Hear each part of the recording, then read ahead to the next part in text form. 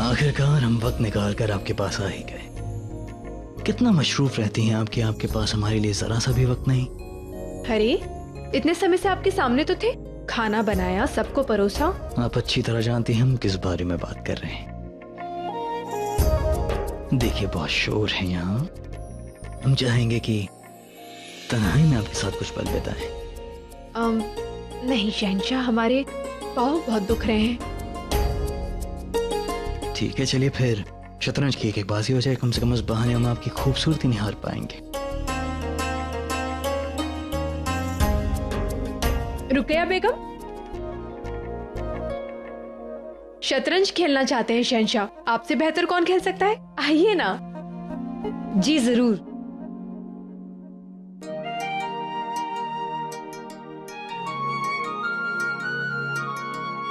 शहंशाह, बहुत दिन हो गए हमने एक शतरंज की बाजी नहीं खेली, और हाँ, अगर आज हम जीते तो बड़ा इनाम लेंगे। आप कहाँ जा रही हैं?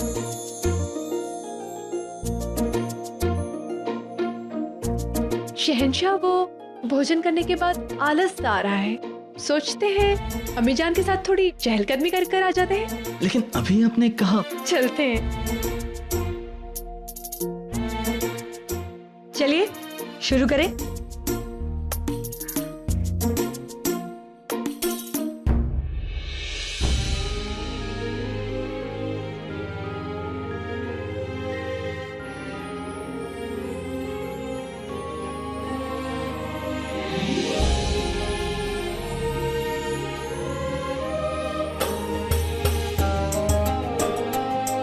लगता है शहंशाह का मन लग गया है। अच्छा है, कुछ देर के लिए ही सही, महामंगा उनकी सोच से तो बाहर हुई।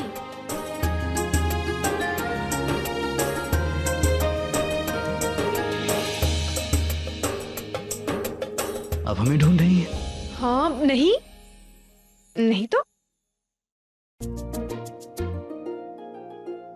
क्या बात है जोधा बेगम, आप हमें बड़ा काट रही हैं। हम कब से आपके करीब आने की कोशिश कर रहे हैं, लेकिन आप हमसे दूर जाने के बहाने ढूंढ रही हैं। शहंशाह, आप ही तो हमें कहा करते थे कि केवल एक बेगम के निकट रहेंगे तो बाकी बेगमों को पीड़ा होगी। अब सभी बेगमों को समय देना आवश्यक है ना। हम सबके साथ वक्त बिता चुके हैं जोधा बेगम, सिवाय आपके।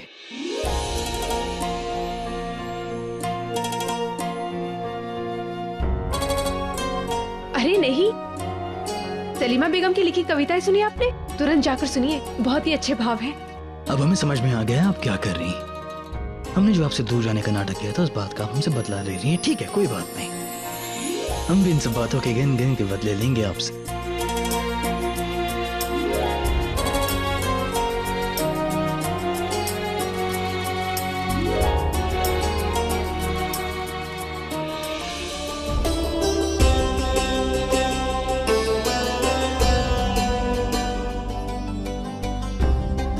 आप आ भी गए शहंशाह, हमें तो लगा आप टोडरमल जी के पास होंगे। हम तोडरमल साहब से भी मिल लिए, हम अदका साहब से भी मिल लिए, हम मान सिंह से मिल लिए, हम शरीफुद्दीन से मिल लिए, हमने अपनी नमाज पढ़ ली और हम अपना सारा काम खत्म करके वक्त निकाल कर अब आपके पास आए। तो अब अगर आपकी इजाजत हो तो क्या हम अपनी बेगम से मोहब्बत कर सकते हैं? परंतु एक काम अधूरा रह गया है। अम्मी जान ने मौलवी साहब को बुलाया है, कुरान शरीफ का पाठ पढ़ना चाहते हैं और अम्मी जान चाहती हैं कि आप वहाँ पर उपस्थित रहें, इसलिए आपको तो जाना होगा। ताज्जुब की बात है, हम इसी वक्त उनसे मिलकर आ रहे हैं। अच्छा, हाँ तो रुकैया बेगम के साथ शतरंज की बाजी पूरी की आपने। आप 2 बार हार चुके हैं शहंशाह, और अब की बार हारे तो बाजी आपके हाथ से।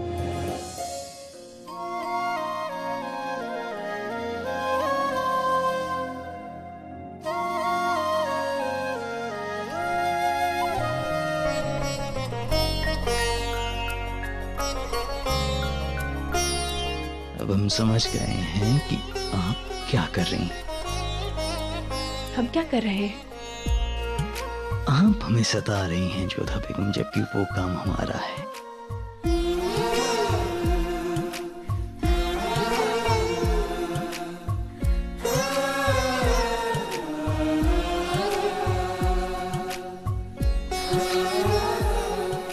हमें याद है जोधा बेगम, हमें अदका साहब से एक जरूरी मसलत करनी है, हम अभी आते हैं। परंतु शहंशाह, आपने तो कहा था आप हमारे साथ समय व्यतीत करना चाहते हैं। हाँ, लेकिन जोधा बेगम काम तो पहले आता है ना। नहीं, आप ऐसे नहीं जा सकते।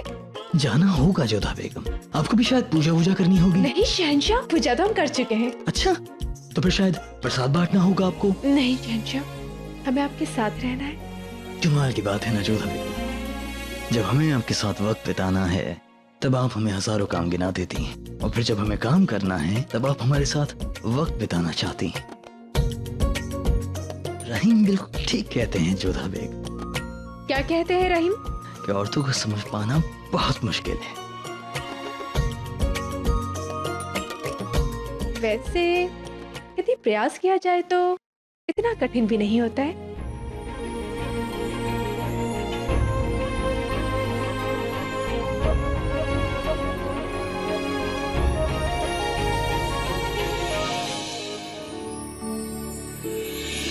आदाब अर्ज़ है जोधा बेगम। प्रणाम शहंशाह। क्या हुआ? आपके चेहरे के नूर पर फिक्र के बादल क्यों छाए हुए हैं? क्या आपको याद नहीं जोधा बेगम कि हकीमा साहिबा ने क्या कहा था कि ऐसी हालत में फिक्र करना, परेशान होना आपके और बच्चों दोनों की सेहत के लिए ठीक नहीं है। क्या हमें शहंशाह को बता देना चाहिए कि शरीफुद्दीन जी अपनी संतान के विषय में क्या सोचते हैं? नहीं, ये पति पत्नी के बीच का विषय है, कहीं ऐसा ना हो कि बात बढ़ जाए। कमाल, हम यहाँ हैं तब भी आप परेशान। तो जल्द से जल्द आप हमें बताएं कि ऐसी क्या बात है जो आपको तकलीफ पहुंचा रही है। ऐसा कुछ नहीं है, बस हमारे मन में एक प्रश्न उठ रहा है। यदि बेटियां हुई तो क्या आप दुखी हो जाएंगे?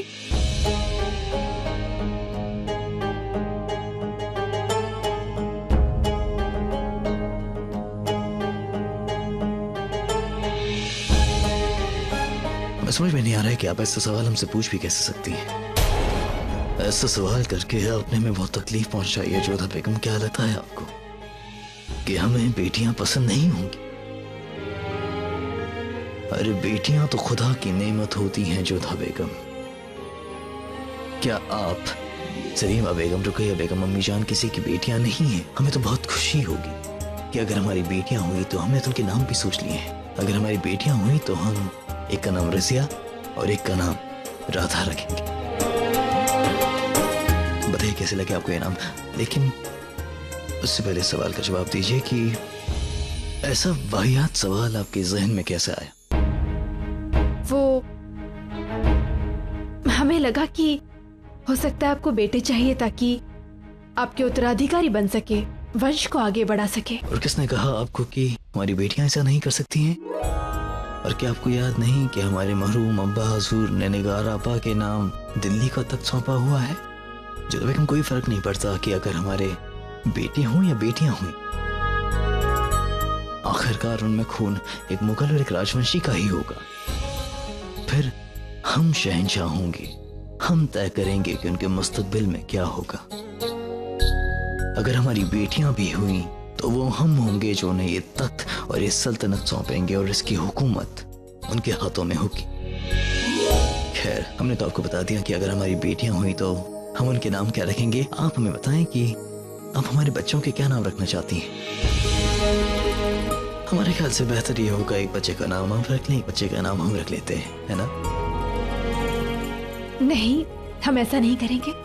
हम दोनों आपस में मिलकर अपने संतानों का नाम रखेंगे। वो भी बेहतर है। गुस्ताखी माफ हो शहंशाह, मगर बख्शीबानों का दर्द बढ़ता ही जा रहा है। शहंशाह, चिंता मत कीजिए, गर्भावस्था का अंतिम चरण है, हम देखते हैं।